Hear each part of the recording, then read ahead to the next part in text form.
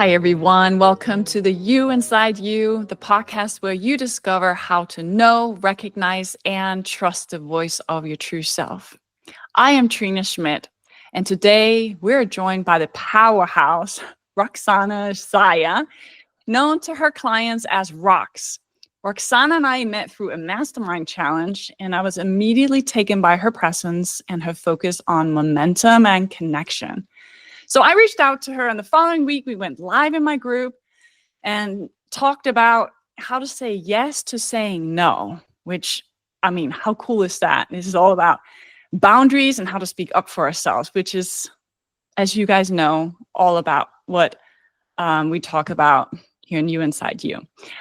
I wanted to learn more about her journey to becoming a master speaker and how she has overcome some of the human challenges along the way. So I invited her here as a guest today. She believes speaking is about presence and connection and true alignment with your higher self. To relay a message that people can relate to, feel, and embody, there's usually a story behind life lived and experienced. And this is also what we're going to be diving in today with Roksana. She teaches speakers to turn their talks into epic performances using her speak method. Tell stories that move, command the stage with purpose, ignite audience interactions, speak their language, and close without pitching. The best talks don't just land, they lead to action.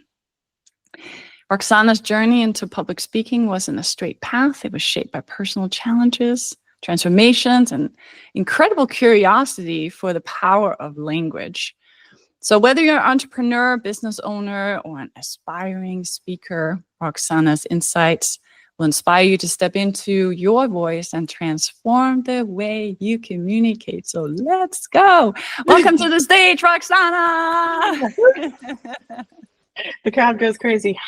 Thank you so much for being here with me today so we can get to know you better. Oh my gosh, I'm so blessed. I ever since I first met you, you just have this warm, inviting, just this calm presence about you.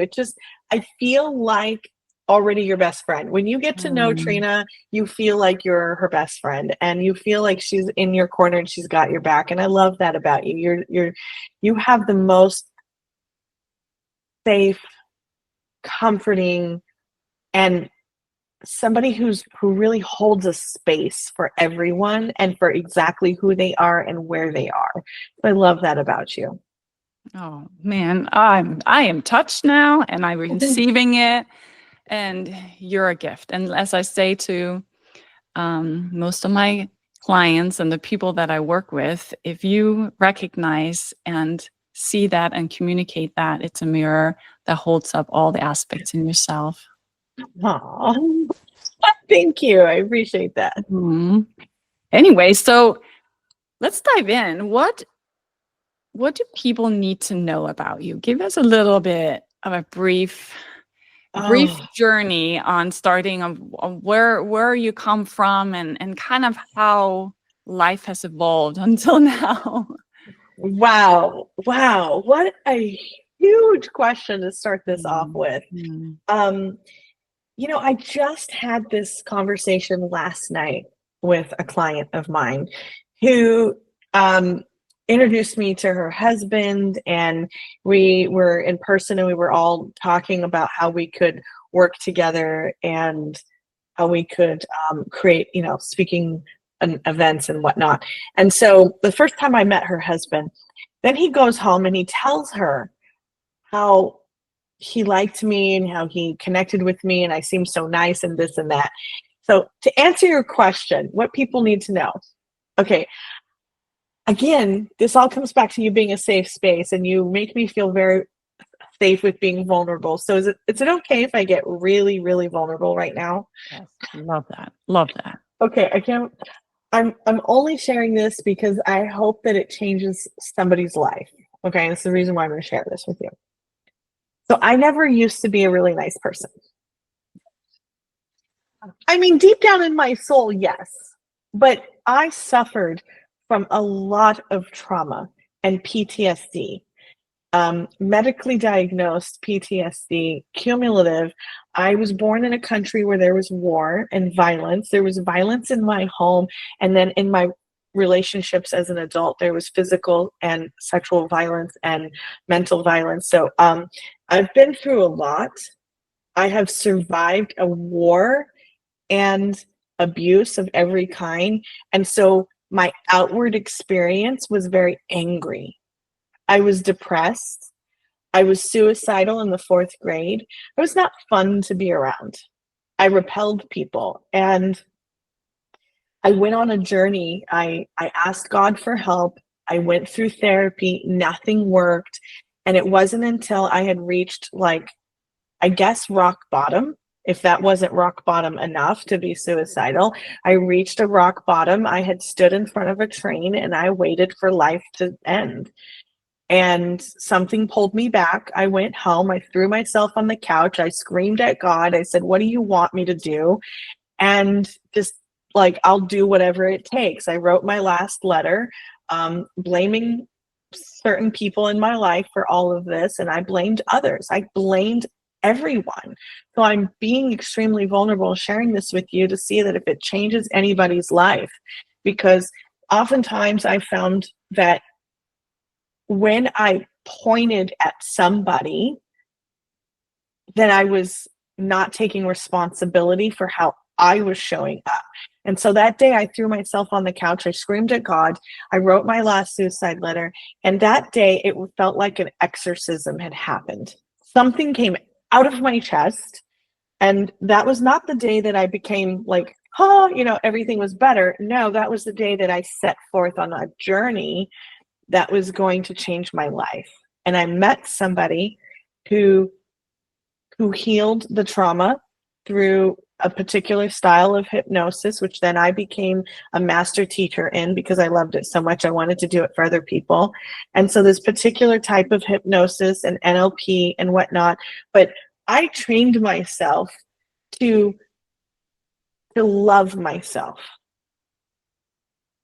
because I hated everything, right? I hated existing. I hated living. I hated who I was. I hated being a victim. I hated being a failure. I hated being a disappointment, And so I trained myself to love myself. How did you do that, Roksana? Because I have also been on this chase or journey in starting in my 20s that I knew that I needed to start and love myself more. How did that come about, and how, when you became aware of that was a need of you, what did that look like? Can you break that down to people of understanding what that looked like for you? Yeah, I can. And I want to preface this with, it's not a one size fits all. In fact, as a speaker trainer now, and I also own a wellness center as well, I don't do one size fits all with my coaching or with my business, my wellness center. I always like to meet people where they are. So I'm going to give you a couple things that help me. It doesn't mean that it's a right fit for you, but what it can do is open your mind to other ways of being. Okay. So first thing is to get insatiably curious. Like, seriously, get curious. Figure out that you're not to blame. People are not to blame. We only know what we know, and we don't know what we don't know. So I'm gonna like prove it to you. So this is my favorite German cream in the entire world. It's just the best. It's the best cream, and I order it from Germany. Okay, but I digress. I literally get it from Germany. If you buy it in the United States, do not buy it from the United States. It's not the same quality. Yeah, it is not the same quality. So, yeah, I don't want to dive into that. So, anyways, what is on the other side of this? Can you tell me, Trina? I mean, the bottom of the tub, but I don't know what it looks like. Exactly. So if you don't know what's on the other side of something that you can see, why do we go around in life assuming we know everything? What is on the other side? if what I was feeling was angry, what was on the other side of that? If I hated myself, what was on the other side of that? What did I love about myself? What would life be like if I wasn't angry? What would life be like if I was actually nice? If I didn't blow up and scream and cry all the time, like what would life be like? And so I found a way to turn it around. Mm. And so to do that is to get curious. I read books. I took classes. I listened to certain podcasts. I listened to certain people that inspired me. Les Brown, Abraham Hicks. I would play it over and over and over, the same thing over and over and over again. I just had to get curious and stop blaming myself for being messed up. I use a different language though. We'll keep it clean here.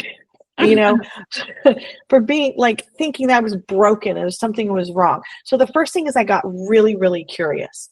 The second thing is I immersed myself. Immersion therapy, immersion language. If you want to learn a language, go immerse yourself in it, right? If you want, and language, foreign, it's not just foreign language like learning Spanish or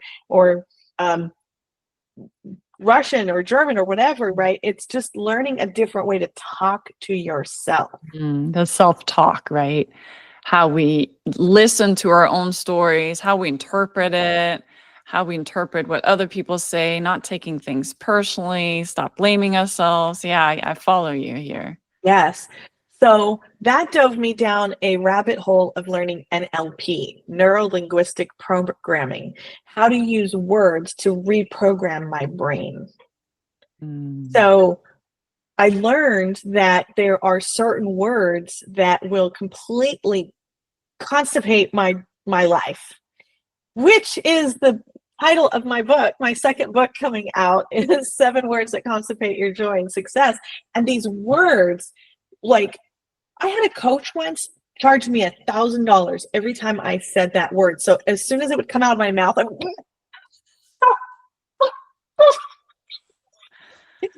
so I learned to adopt a new way of talking.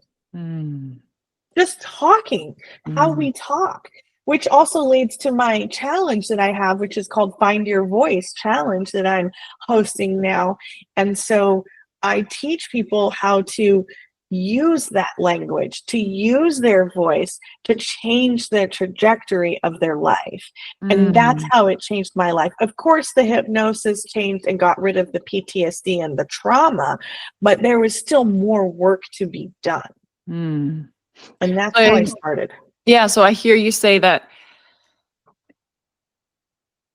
this is probably where the words and your fascination for language really kicked in. I can hear that in the different levels that language is really used, right? So part of my teachings too is the internal work that you're talking about, energetically, emotionally, how we talk to ourselves, how to heal that, how to raise that to a different level, how to break those records that don't serve us into more the external. How do we show up in the world? How do we communicate with others? What do we speak about ourselves out loud? Which I think is really, really profound, that you're talking about how immersion and learning something new really becomes your new reality, right? A new narrative for yourself. And it's so powerful. And a lot of times people don't realize how much these old beliefs really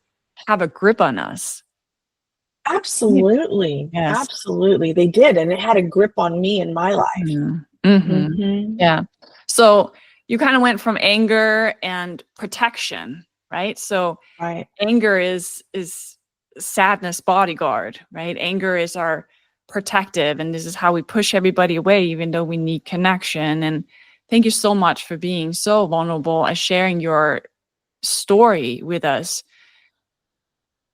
because most of us have experienced this stuff in life that we didn't have any control over, and it was not fair, and it was not okay. And instead of becoming a victim of it, we have a choice to create a different story and use it as kind of the launching rockets of desire, Yeah. as Abraham Hicks say, right? I love that. I'm so glad you said that.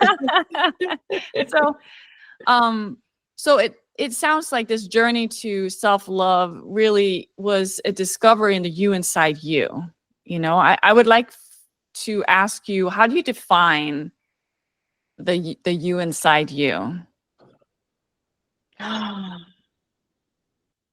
Wow. Trina, you have the best questions I have ever on any podcast, on any interview I've ever had. Are you seriously, how do you tap into people like that so deeply? And I've never shared anything as vulnerable as I do in your interviews. So, wow, you have a true gift. Thank How would I you. define the you inside of me? The you inside of you. So, I think that a lot of people talk on the surface. I think that people live afraid almost every day. And I did as well. So I want to talk about me rather than people. So, because that's the question on the table. So I was afraid of things. I was afraid of failure. I was afraid of being disappointed. I was afraid of being,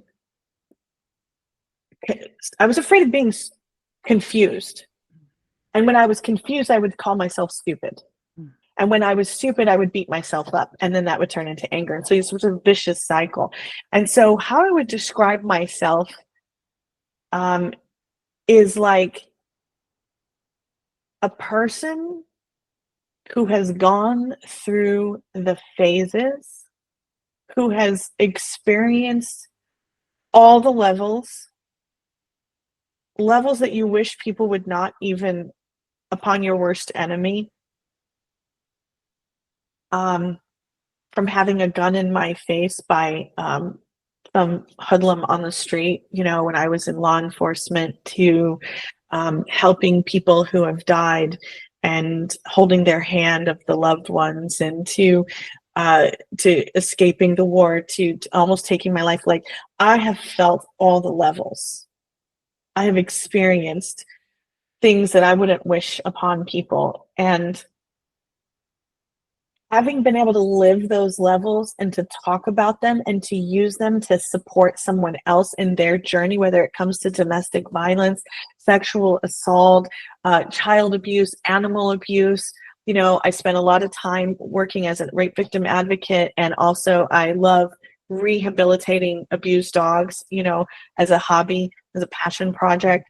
These things, like, I define myself as someone who has lived a full life, who uses that to help other people. In my speaker training, I have clients tell me all the time, how do you know that about me? How do you know that? Well, because first of all, I studied the body and language, and right, but also I've been there. I've lived it. I see it when people talk. When people are talking on stage, on Zoom, on a platform, and in front of an audience, their body is sending a message. Your body is saying something completely different than your words. Your eye movement, the way you scratch your face, the way you tilt your head, the way your feet are pointed, all of these things say a message. And so I love being able to communicate with people. So the way, again, I go back to, how do I define the you inside of you, the me inside of me, is someone who has lived a full life that can see inside of others. And I use that to change, to help people transform their experience. Wow. That's really profound. I see things in pictures a lot, and all I see is us walking around as these human containers. Right now, we're getting really spiritual. Walking around as human containers with lived experiences, right? And you reach inside into people's souls, their essence, the you inside you of people. and kind of get that almost aligned with their human container. So there's an alignment between words and body and experience and true essence. That's what I heard you say. Is that, are we, did I get that right? You know, it's really whatever I said is left for your interpretation, because it's going to land for you differently than anybody else. Yeah. I will just say this. So like when I work with clients, when it comes to speaking, oftentimes I just stop in the middle and I go, who was the person that let you down? Was that your mom? And then they look at me like, how do you know? Right? Who was the person that promised you something and said you know, and you lost your trust in that? Because it comes out in our speak. And it comes out in our body language. And so then people feel gotten, not forgotten, but they feel heard. They feel like somebody gets them. And that has been the thing that bothered me my entire life. Like, no one gets me. That's been my limiting belief. No one gets me, especially when I came to the United States. I didn't speak English. And then it was like, no one gets me at all because I can't communicate. So I think that's really what I'm trying to say. The you inside of me, or the you inside of you, which is the me that you're asking for, is that people feel like I get them, you know, or I feel like I get myself now. And I'm not crazy anymore. Absolutely. I'm going to just say really fast, and I'm sorry to like interrupt you. Somebody said this to me once. I used to be an overthinker. Have you ever heard anybody say, "Oh, stop overthinking that. Stop overthinking that"? Well, I think I've been one of those myself. Okay, well, guess what? If you are an overthinker, I want to challenge you to think that is a superpower. I've had one coach in my entire life of all the coaches that I've ever hired, and he told me it was my superpower. And I looked at him like he was crazy. I said, "What are you talking about? This is a problem." He's like, "No, it's not. And I'm going to prove to you." I said, "Okay, go ahead." He goes, "You can see the whole picture. You can look at all the possible scenarios. You can see what doesn't work and what will work, and then you can take action in the right direction without wasting time going in the wrong direction 10 times. So if you're an overthinker and that takes you a little while to think about all the possibilities, and yet you get the end result because you did it the right way the first time, well, then it's your superpower." I said, "Amen." Oh my goodness. I'm good. Wow. And what impact that would have if we start thinking about these qualities about ourselves that we see as problems, when in the end, they are extreme, powerful qualities and necessities that makes us unique and makes us drive. I also thought like being a perfectionist was a problem. I shouldn't be that. I should just relax my standards more. And until I reframed it to understanding that I am driven, I'm ambitious, I want to go places in life, and I want things to be done at a certain level, a certain standard, and that's okay. It's perfectly fine because that is what keeps me driven. That is what keeps me organized. The problem becomes when I start beating myself up and saying it's wrong. Now I'm fighting myself, right? And we spend all this energy just trying to hold ourselves down on the water. I'm like, You got it. I have goosebumps on both of my arms right now. You nailed it. That's exactly it. Neuro-linguistic programming. You change the language, the way that you talk to yourself, so that the thing that you think is a problem now becomes your asset. Yes. And people say like, "Oh, I'm a perfectionist, so I don't take action." No, you don't take action because you're beating yourself up about being a perfectionist. But if you thought of it as a value, as a tool, as an asset, you would take action, and therefore being a perfectionist does not keep you back. And I really want to tie that in with what we talked about, how anger is a protective mechanism and the road to self-love, that all of this stuff is this built skill set that we have not been taught in this world. You know, we have terrible role models all over the place. You're lucky if you've had sound parents that had just an EQ, you know, slightly higher than the average. And it is really this learning to get to know ourselves, learning to understand that there is this voice that continuously bugs us, that is just full of the delusional, made up stuff that is not actually true about who we are, right? We're not flawed. We're not inefficient. We're not inferior. We're not stupid. It's just these messages that we pick up along the way. And how do we turn that around? Well, we need perspective. You know, we need coaches like you. We need to play with language inside and out to now be able to communicate what is really in our hearts, like our passion, like what makes us unique. Why are we here on earth? What is my purpose in life? And it sounds like you've totally stepped into your purpose. I mean, from where you came from and now being this, you know, master speaker. What inspired you to step into that? And tell me a little bit about who you serve and how you help them. Well, first of all, stepping into speaking became a survival technique. Like for me, when I came to the United States and I didn't speak English and nobody understood me, it was a pure survival technique. Now, in all fairness, I do have some American roots as well. And when I came to the US, I spent some time with my American relatives. And I remember standing there in the living room. I was a little girl, very little.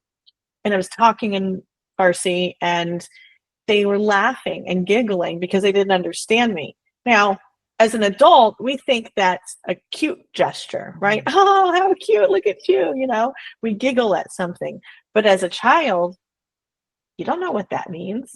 You just know that you're talking and someone's laughing. So what do you equate that to, right? What I equated it to is that they don't understand me and I don't know what I'm saying. I ran out of the room and I literally, this is not figurative, refused to speak in Farsi from that day forward. Wow. My father could not get me to have a conversation with him, period.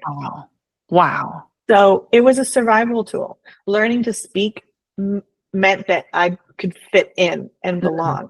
Yeah. So it wasn't exactly a positive, healthy way to get started, but I will tell you, it became the reason why I'm an expert. I studied language like crazy. I learned etymology. I learned behavior. I learned personality. I learned NLP. Like I learned so many different things. So now, and here's the other thing. This is the like really important part I found for my life and for my clients, is that using my voice wasn't safe. It wasn't safe being, you know, from Iran because I was female. You don't get to speak, right?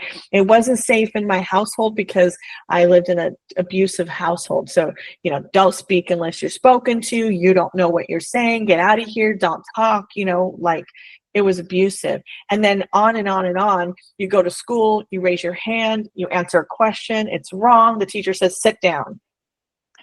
You learn to shrink, sit down when you say something wrong. The kids laugh at you. I mean, on and on and on. Lots and lots of reasons why we shrink our voices. And so learning to be a speaker trainer was also a way for me to learn to use my voice, to be safe in using my voice, to know that just speaking alone, is, regardless of what the purpose is a way for me to unleash all of that was locked inside of me. And so I also realized that I had a talent for this. So I had shrunk that for years and years and years, but I'd also taught other people to use their voice while I shrank mine. Yes. And so Isn't that interesting? Yes. I know. Like so crazy, this epiphany that I had recently. I love that. So who do you serve? Who do you help? Tell me a little bit about your clients. I have a real passion of working with people who have a message. If you have a message and you want to learn to be able to share that with other people, I have an entire method called the Speak Method, which is very simple, 5 steps that can turn you into confident, grounded, authentic, and comfortable in front of every audience, whether it's here on this Zoom, right, type of a setting, whether it's on a stage, elevated platform in front of a big audience, or whether it's one-to-one with your clients. I love to help people who have a message that they want to reach more audiences, because inside of the Speak method, we also integrate sales language, NLP, ethical communication, so that everything feels natural. It feels like it was organic, and yet it's structured, because a lot of people will forget what they want to say. So I also teach memorization using your body.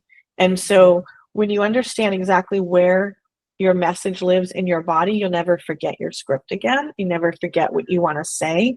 And it lives somewhere else, even in the space that you take up. And so those are the people that I love to serve. Whether you're a public speaker or an aspiring speaker, if you want to share your message, I've got that formula. Wow, I love that. You pointed out something really important that I also kind of had to learn the hard way, because I was not anywhere close to being comfortable with speaking in front of people since I was, very young and young adulthood.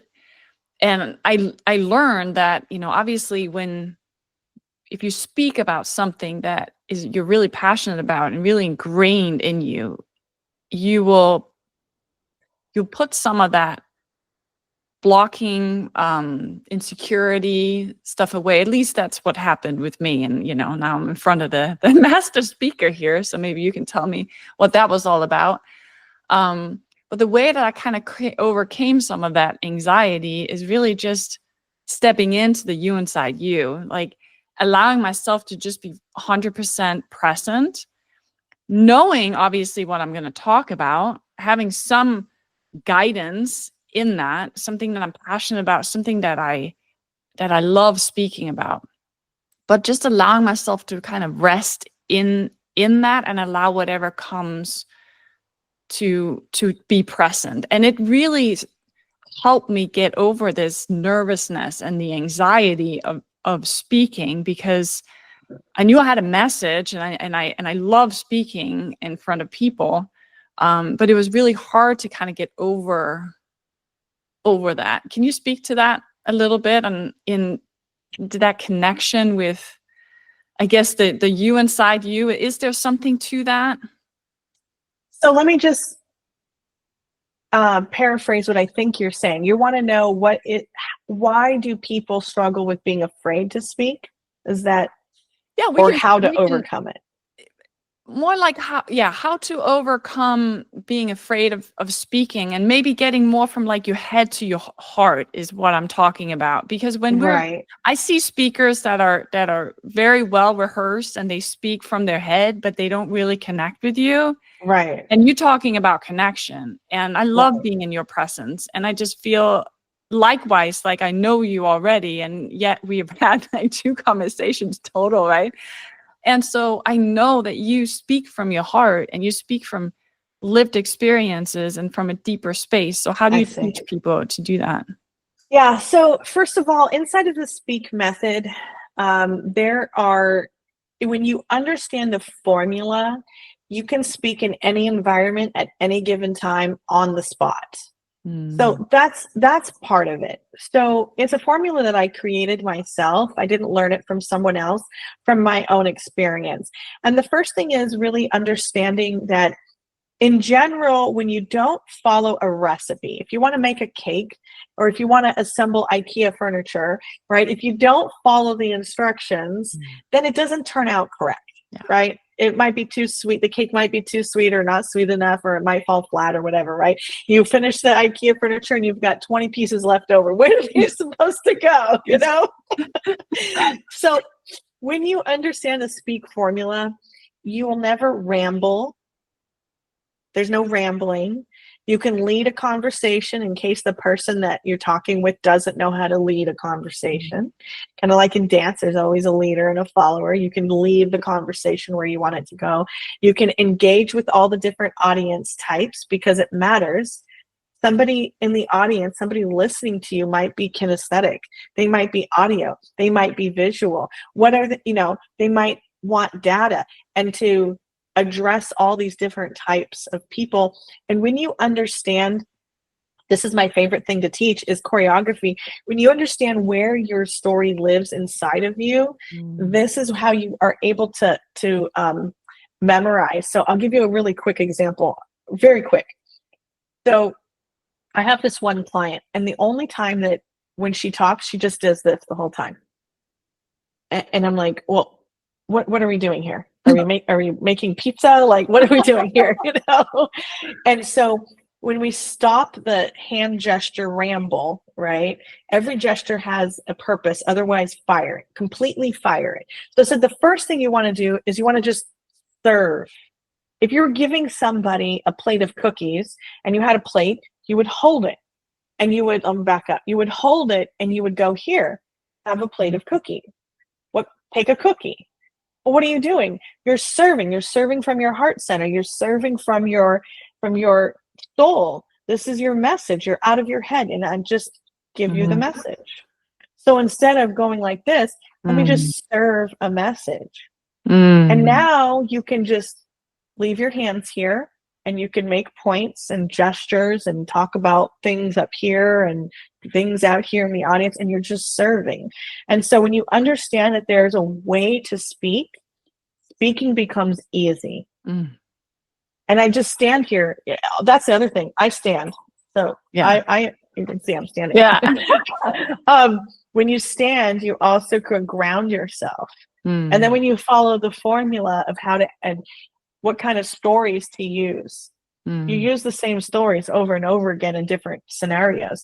So I teach a 60-second message and a 60-minute message, like either one. If you're teaching, like I'm going to be teaching in San Diego and Tucson for an hour, but I also do the elevator pitch as well. So serve your message. And I love that. That is really, again, coming from the heart. Right. And you can tell how you're teaching people on a lot of level, as a trained licensed therapist and relationship coach. I also found that it's not just teaching skills, there are steps. Absolutely. There are always going to be steps, and there's a formula to go through, but it's the embodiment of it. And I love the embodiment. How you're using, the gestures of it, because you can really tell that this becomes part of who you are, whether it's one or the other, and whether it's rehearsed or not, you always have this embodiment present in the way that you. So where do you think people get stuck?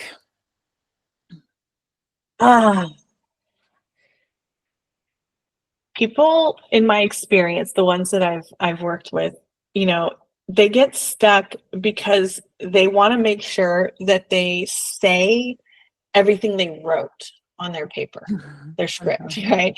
Did I hit all my points? And so what does that mean? That means that these speakers are worried about themselves more than the audience getting the transformation. When we're worried more about ourselves, does my hair look okay? Does my clothes look okay? How's my voice? Like, we're worried more about all of these things and hitting all the points on our paper. We tend to read too much. We make less eye contact with people. If you're holding your paper with you, or if you're on a Zoom and you have your paper and it's sitting here next to you and you're reading your notes, like, there are different ways that you can still look at notes. You can have notes, absolutely, but how you use your notes. Are we more worried as a speaker? Are we more worried about did I get everything out? Because I'll tell you, I was that person. I would walk off a stage or a conversation with someone and go, oh God, I wish I had said this, right? Wait, that's still more about me. Have you done that? Yeah, absolutely. And I think everybody listening to this is just going like, ding, ding, that is really what stand in our way, that we're so focused on how do people like us, and did I say all the words on my thing, and Yeah. did I do it right? Yeah, exactly. Did I do it right? Did I Yes. do it right? Which comes Yes. back to that limiting belief from childhood that I'm wrong. Yes. Who told you you were wrong? Yeah. Who said you were to blame? Who said that you were not good enough? Yes. Right? And so when you make it more about the audience, then becoming a speaker becomes instantly easier. And all of my clients, 100% of my clients feel that within just minutes of me teaching that. Yeah. I love that. And I have an analogy here that is probably not even like apples to a fruit. It's like the example I'm thinking about is being a mother to I have two teenagers now, and a little one, but I work with parents sometimes who question themselves on doing it right as a parent, and what it requires to be a good enough parent, and how we're not very good at putting things in perspective for ourselves. You give and you give and you repeat things over and over again, and you get the same resistance, and yeah, mom, or I don't want to talk about it right now, and you don't understand, all these versions, right? And it was not until I really learned conscious parenting and understanding what our role is as a parent, and how we just need to hold space, and we need to listen, and we need to feed these seeds, right? To fix these limiting beliefs. And one day you'll all of a sudden hear from them, Mom, thank you so much. Thank you so much for being there for me. And you're like, all you Wait, get what? is just resistance. It's like, am I doing it right? Because we spend all this time like, am I doing it right? Am I showing up right? Am I making it as a good parent? And I get all this flack all the time, and I must not be doing it right. So there's this focus on ourselves, right? That we're doing it wrong, instead of actually seeing, if I put all this out and I'm connecting with them, it will give results. So I don't know. It is just, I have my parenting hat on a lot. I speak a lot about relationships, but that really came to mind when you talked about this. Well, first of all, continue doing that when it comes to relationships, because I'll tell you one thing. As somebody who has rehabilitated abused dogs, I use dog analogies all the time. So, like people are like dogs, but I mean, training a dog is like training people and humans. And so we come with a lot of patience, right? He mix a lot of patience, a lot of repetition. Same thing as parenting, patience and repetition, and being a safe space, and always being constant. It's the same thing with rehabilitating. Yes, and a lot of Q-tips. Quit taking it personally, in conscious relationships. That's one of the things. Have to have a lot of Q-tips. So, Roksana, I have another question for you. What did people not tell you about life? What are we not told about life?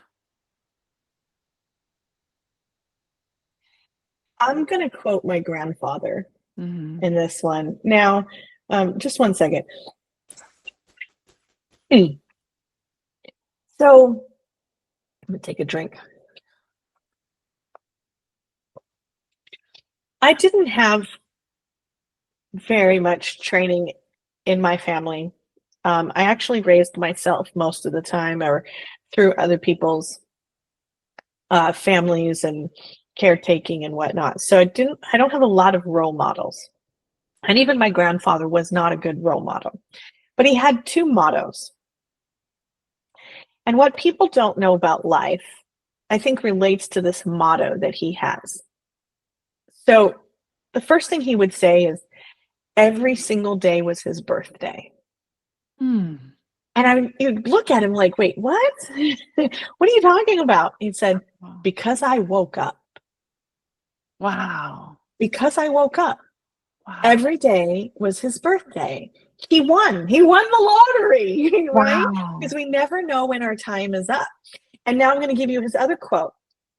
My father used to complain to him all the time when he was growing up. This is a story they told me. I didn't observe it, but this is a story that he told me. And he would complain all the time to my grandfather. And my grandfather would say, son, that's okay. You don't want any problems? No problem. I've got a solution for you. Go on over there in the yard, dig a hole, go down about 6 feet. I'll throw some dirt on top of you, and then you'll be done. You don't have to have any more problems. And that's just lives. We're humans having human experiences. The only thing that you can count on is change, right? We can say all these analogies all the time. And I think what people don't know is that at the end of the day, my grandfather lived to be 105 years old. He was only sick for 17 days of the end of his life, and that was it. That's what took him. Because of his philosophy that it's never worth it. It's never worth it. The complaints, the arguments, the issues, the disappointments, the frustrations, like that's what people don't know. It's not worth it at the end of the day. If this was the last day on earth that you knew you were going to live, do you really care if you got your script right? Do you really care if you got 20 people in your group or not? Do you really care at the end of the day, or do you care that you just made a difference for yourself and for those around you? Mm. Did you do something that made you smile today? Mm. Are you happy? Mm. If you're not happy, why are you doing what you're doing? Mm. Les Brown says more people die on a Monday because they have to go back to work. More people have heart attacks on a Monday because they have to go back to work. If you're spending 8 hours a day doing something that you don't love, why are you doing it? Wow. So I think what people don't know is that it's just, at the end of the day, it's not worth it. Yeah. Yeah. Like the amount of time and energy that we spend on the things that are so insignificant because somebody cut you off on the road, or because, your food order came late. Like, really? Yeah. I also own restaurants. People complain about toast more than anything I've ever seen. Like, I've had, say this is toast. I've had people go, how am I supposed to eat this toast? And I'm like, you put it in your mouth? Like, what? Yeah. Like, people complain about this insignificant things, and that's what people don't know. It's not worth it at the end of the day. Wow. I get a little passionate. I'm sorry. I'm taking it all in. No, I just kind of want to pause here for people to really take that in. Like, what is it that at the end of our day, or let's say our last days today, what would we want to spend our energy on? What would we like to focus on? And why do we spend so much time focusing on things that are wrong or we perceive as wrong? Right. Instead of focusing all the things that are right and create more of that stuff that goes right, not continuing down the path that doesn't work. Right. Ah, I love this. This is so incredible. It leads me to this last question, Roksana. That if you were to go back to a younger version of yourself, what would she need to hear from you? Oh my God, you're going to make me cry. Hold on. Seriously. Yeah.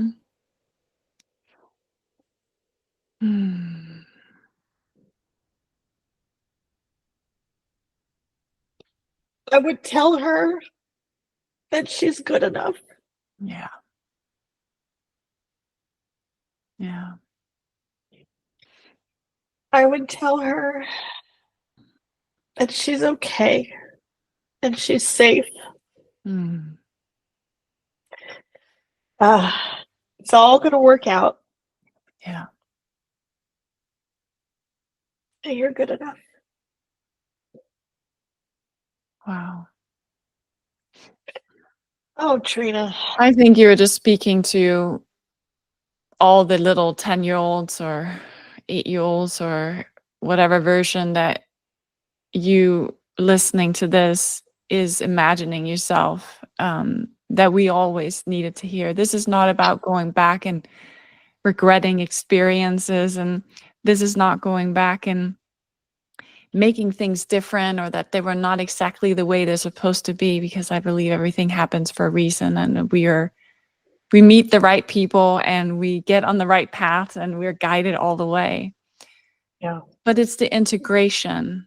For me, it's that integration of the more that we can feed this inner part of ourselves to make things okay, and continuously reassuring ourselves and providing ourselves messages that integrate these wounded sides in us. And I just really appreciate your vulnerability and being able to just speak to that part of you with emotion and beauty, because it really is just the alignment that just pours out of you, and freely opening yourself up and just giving that to that Yeah. part of yourself. So thank you I for that. appreciate you. I just Mhm. love, always love these interviews because I never know what's going to come out. This is not scripted. We have no, It's not. we don't know what's happening. It's all natural and organic. And I was like, where is it going to go today? Yeah, let's bring it on. Well, this is obviously why I invited you to be a guest on You Inside You. I felt the immediate connection with you. I knew nothing about Roksana's past, but I knew there was a story, and I wanted to know it, and I wanted to understand what made her such a powerful presence today, because that's what I see in you, and that's what I saw when I have you speak in Stacy's class, or in her challenge, or maybe it was even with Kristen. But anyway, one of our entrepreneurial friends out I there, know. forums. I heard you speak with such clarity and conviction and presence in who you are and what you bring to the world. And I find that extremely inspiring. And I really hope that people feel inspired as well in stepping outside of their comfort zone, immersing themselves in this language with themselves and also externally, and jumping on what you have to teach. So before we end for today, anything that you want to say or invite people to? Where can people find you? And of course, we're going to put all the links on this episode. Sure. Well, actually, I'm hosting a challenge for those of you who want to find your voice. If you feel like maybe your community needs to find their voice, if your family, your relationships, your nonprofit, your business, your organization, your colleagues, or if it's just yourself, if you're looking to find your voice, this challenge that I'm hosting, it's 17 days.